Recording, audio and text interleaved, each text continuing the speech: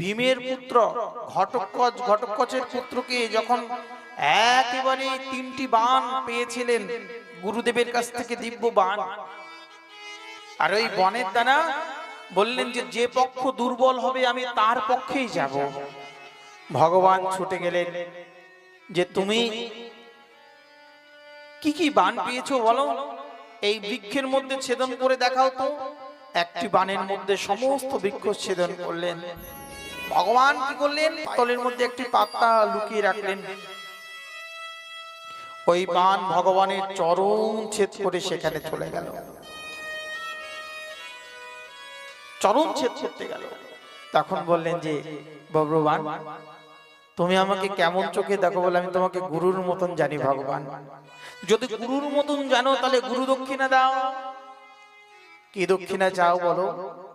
প্রভু আমি তোমার জন্য সর্বস্ব দিতে পারি। যদি সর্বস্ব দিতে পারো তাহলে তুমি তোমার মস্তকটা আমাকে দাও। বললেন যে মস্তক যদি দিতে হয় প্রভু, আমার তো খুব মনে অভিলাষ ছিল এই যে মহাভারতের যুদ্ধ দর্শন করবার জন্য কুরুক্ষেত্রে। বললেন তুমি চিন্তা করো না, তোমার এই মস্তক আমি রেখে দিচ্ছি ওই পর্বতের মাথায়।